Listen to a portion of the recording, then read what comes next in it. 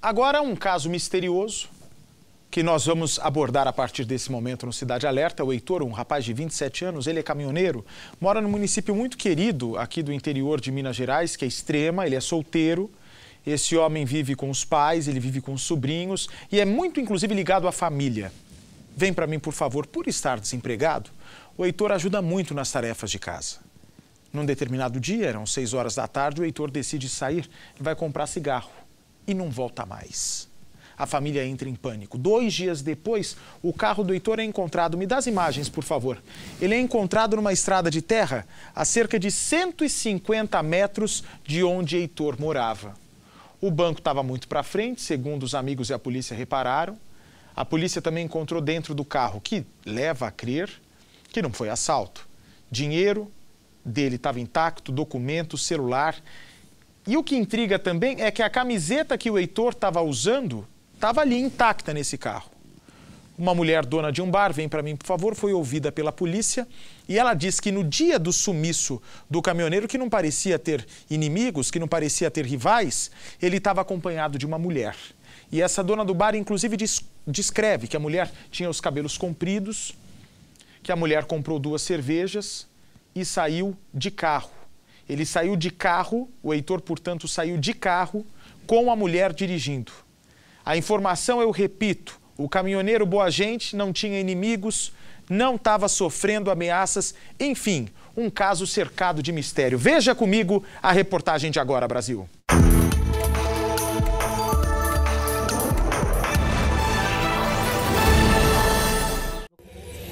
Uma mãe desesperada. Não tem coração mais, acho que está tudo moído.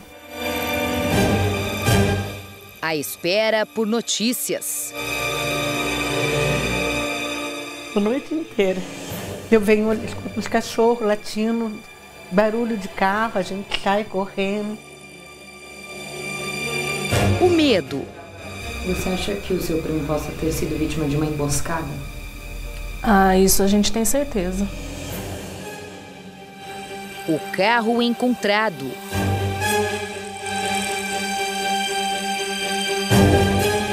As buscas pelo matagal. E a suspeita. Olha, eu acho que só pode ser coisa de mulher.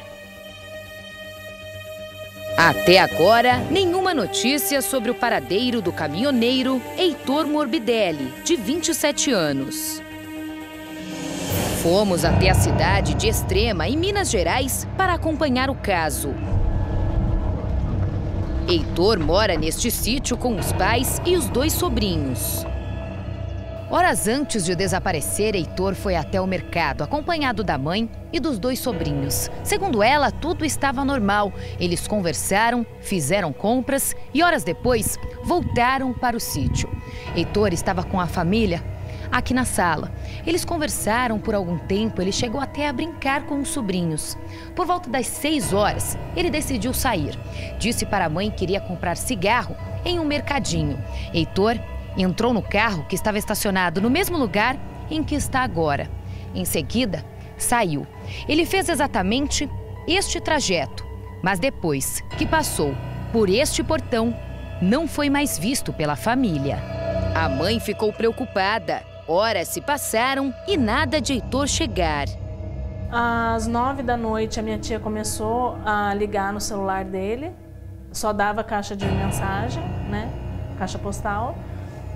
E a minha tia pensou, vai ver que ele encontrou um amigo, né? O amigo convidou para fazer alguma coisa, vamos esperar, né?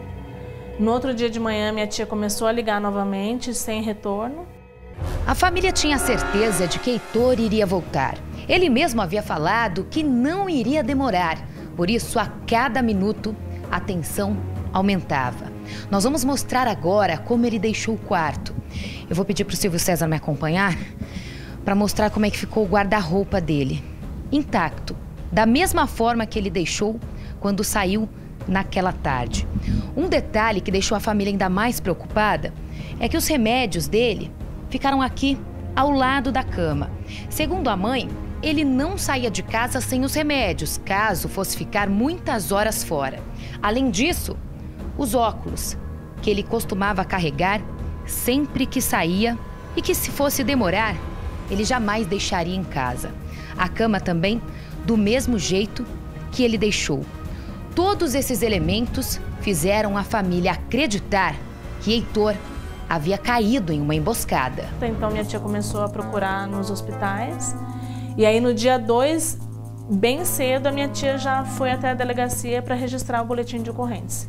Mas mesmo assim, todos esperavam que Heitor voltaria com o carro, até que uma notícia abalou ainda mais a família. É a sensação de que tinham levado ele, né? Somente 2 dias após o desaparecimento, apareceu a primeira pista. O carro de Heitor foi encontrado estacionado exatamente aqui, neste canteiro da estrada de terra e com a frente virada para baixo, exatamente no sentido do sítio em que ele mora com a família. O sítio fica a cerca de 150 metros daqui onde nós estamos. Foi um amigo da família que encontrou o veículo. Os parentes até então não haviam encontrado porque o local fica oposto ao centro da cidade e não era um caminho que eles costumavam fazer. Na mesma hora em que o carro foi encontrado, eles ligaram para a polícia. Os policiais militares vieram até o local. Foi a partir daí que eles conseguiram abrir o veículo. Na mesma hora, a família conseguiu encontrar alguns pertences. A camiseta que Heitor usava naquele dia, o chinelo, a carteira dele com uma quantia em dinheiro e a habilitação que estava em cima da carteira. Além disso, na mesma hora, um detalhe chamou muito a atenção. Quando a família abriu a porta do motorista, percebeu que o banco estava muito para frente. Mas Heitor, por ter um porte grande, sempre que dirigia o carro, deixava o banco para trás. Por isso, a família tem certeza de que não era ele quem dirigiu o carro naquele dia. Bem puxado para frente, como fosse uma mulher dirigindo. E aqui, ó, que tava o documento dele.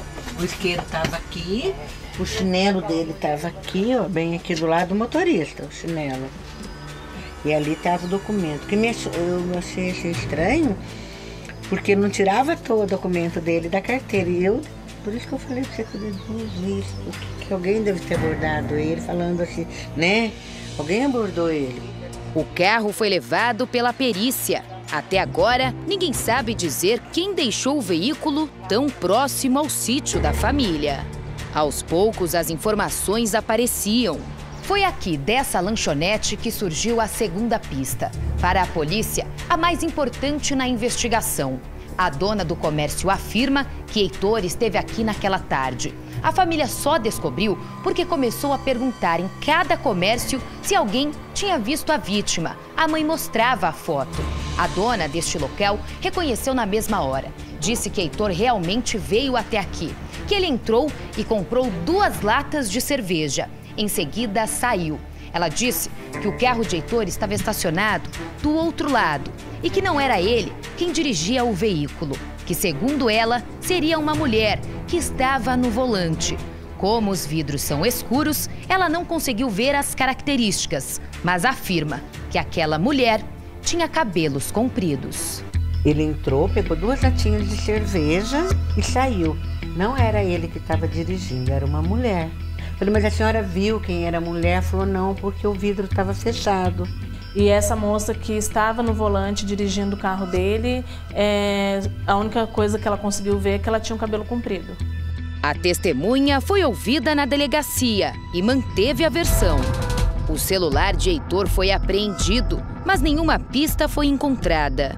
Restava para os parentes buscar pistas sobre o paradeiro do caminhoneiro. Depois que a família encontrou o carro de Heitor, o desespero só aumentou.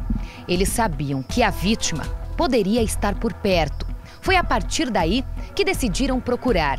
Cerca de 20 pessoas, entre parentes e amigos, fizeram buscas e se espalharam por este imenso matagal, cada um de um lado. Foram cerca de 8 dias incessantes de buscas e nenhuma informação. A polícia também auxiliou. Os bombeiros fizeram buscas no local, mas até agora, nenhuma informação da vítima. A gente não sabe o que fazer. É um vazio, porque a gente não sabe o que aconteceu, né? É muito difícil.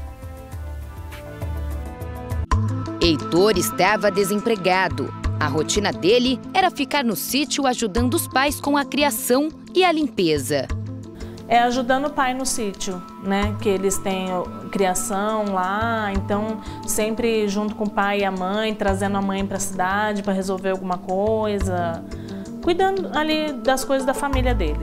Ele sempre foi muito prestativo? Sempre foi. Heitor é solteiro. Há algumas semanas, a mãe o viu passar de carro com uma mulher até então desconhecida, que ele preferiu não apresentar para a família. O dia que ele passou com uma mulher aí, eu falei, nossa, você não é? Aí ele falou, olha, mas não é. Acho que não era uma boa pessoa para ele trazer aqui dentro. Então, não citou nem o nome dela. A senhora não sabe quem era essa mulher? Não. Os sobrinhos são apegados a ele e estão sofrendo com a falta do tio. A gente nem gosta, principalmente perto das crianças, a gente evita estar falando. A gente fala, o tio foi fazer uma viagem, não avisou nós, trocou o celular. No quarto de Heitor, a mãe sofre com as lembranças. Pela mata, estrada e pela cidade, todos já procuraram, mas não há pistas. Se Heitor realmente foi vítima de uma emboscada, quem fez isso tomou cuidado para não ser percebido. Mas a polícia está em cima. A família não irá desistir. Encontrar ele. Né? De preferência vivo, mas se encontrar de outro jeito, pelo menos a gente enterra. E acabar com essa angústia de todos nós. Sem notícias e quase sem forças, a aposentada se debruça no carro. O veículo que pode ter sido cenário de um crime, de um mistério, mas que até agora segue sem explicação. Está vivo, está morto. Se estão judiando, se não estão. Aí é muito triste. Quem é mãe sente. Quem é mãe deve estar sentindo o que eu estou sentindo, porque olha, é filha. A gente não deseja para ninguém passar o que a gente está passando, não.